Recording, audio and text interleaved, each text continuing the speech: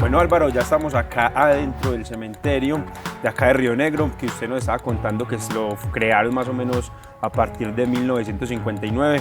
Sería bueno que nos cuentes como algunas de las historias que usted se sepa, que han pasado acá en el cementerio. O sea, todos sabemos pues que usted tiene muchas historias que contar.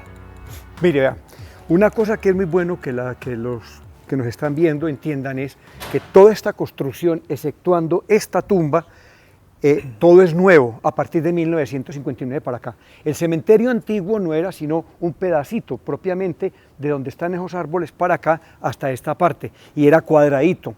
Y tenía, la capilla estaba también ahí, pero la capilla antigua se cayó, y esa que ustedes ven hoy en día con estilo románico y griego, eso es del 1959. Esta tumba, que es la de los padres de Córdoba, es de 1924, que fue la única que dejaron de lo que era. ¿Por qué? Porque primero se enterraba en el piso aquí del cementerio, cuando les conté a ustedes que a partir de 1828 para acá, entonces los ricos comenzaron a comprar pedacitos de tierra para hacer sus túmulos.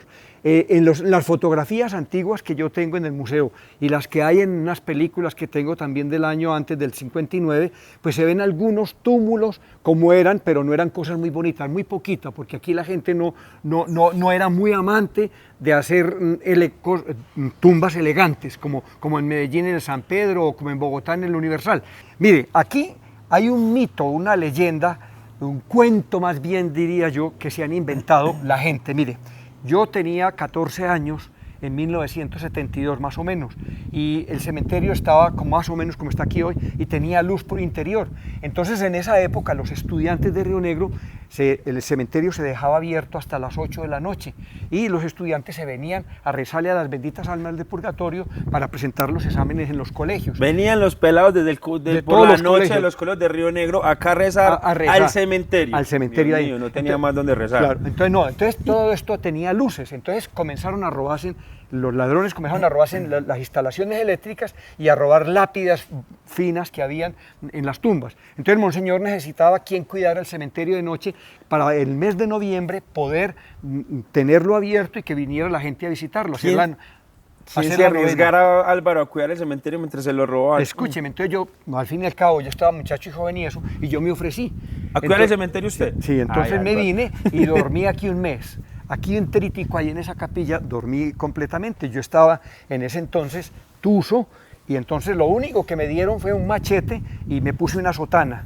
Entonces yo me vine y dormí ahí adentro, y lo más simpático era que yo llegaba a las 7:30, 8, le recibía el sepulturero del día, y entonces yo me encerraba, sacaba a toda la gente, bueno, tocábamos las campanas, que esto tenía las campanas que están ahora en el museo, sí. Sonaba el doble de las 8 de la noche, porque se acostumbraba en esa época, a las 8 de la noche, todos los cementerios se daba un doble para que la gente pidiera por el eterno descanso de las benditas almas del purgatorio. Entonces esto era lleno de estudiantes de todos los colegios que daban la vuelta, pero ellos venían a rezar, pero eso era mentira. Algunos se metían a mamar gallo, se metían a las bóvedas, y cuando pasaban las muchachas ¡wow! o les prendían una lámpara. Entonces otros se venían a tocarse y otros venían a culiar aquí al cementerio. O sea, otros por la parte de atrás. En ese mes que estuvo, logró saber y darse cuenta de todo lo que pasaba acá en Río Negro, en el cementerio de Río Negro, en esos momentos. Otra cosa curiosa era que hay un mito, como les digo, una leyenda que dicen que detrás del cementerio es que hay un gran entierro, un tesoro, el de Santiago Vigilia.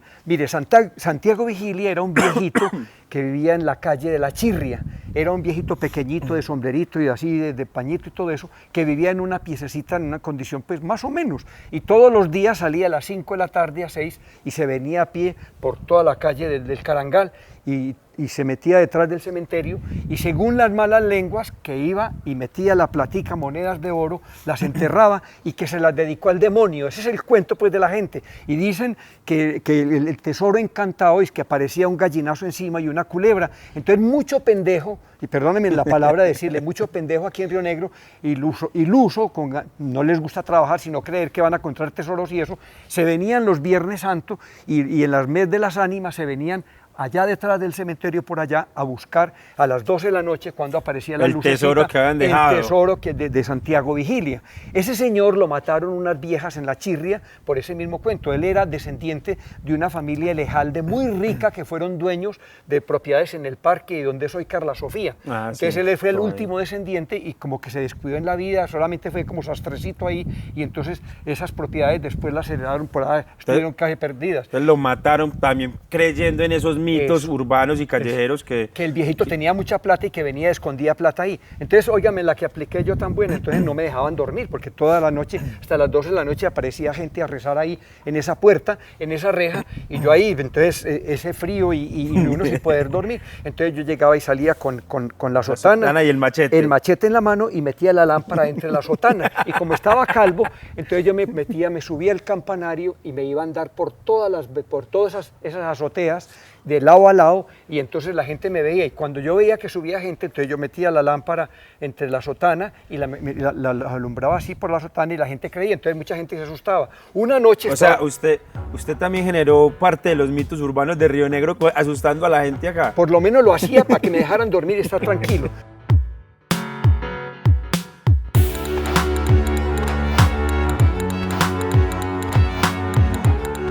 Otra cosa curiosa, estaba durmiendo yo como el 23-24 de noviembre y era una noche de luna llena hermosísima y había un ventarrón horrible, entonces el viento da contra esos huecos allá y sonaba como uy, no. Y caían las flores de las tumbas, entonces a mí se me fue parando como de gallina la piel y me dio miedo y yo sentía que se movía esa puerta, esa reja grande que me sacó el viento y entonces sonaban como cadenas y salí yo pues con el machete aquí en la mano y con la linterna a la otra y me fui a recorrer todo el cementerio y en esa esquina de allá que estoy señalando, allá no habían todas esas barandas que hay ahí. Que ahora se ubican los NNs, creo, en la parte de allá, la esquina de allá donde están los NNs. Sí, pero yo lo hablo es allá en la parte de arriba, eso no tenía barandas. Y entonces cuando llegué yo con la linterna así y buscando a ver quién había en ese rincón de allá, cuando de pronto me sale de una lápida, de una tumba de esas, una cosa blanca y me decís que ya, se me para a mí, yo casi me voy abajo del susto. A mí no me gusta estar en estos sitios, Álvaro, me pase una eso. lechuza que salió que tenía nido allá, pero le cuento que lo que yo sentí y el miedo. No, el susto que era estar acá en las noches. Imagínate, y a la amanecida, esa es otra de las cosas que pasaba aquí.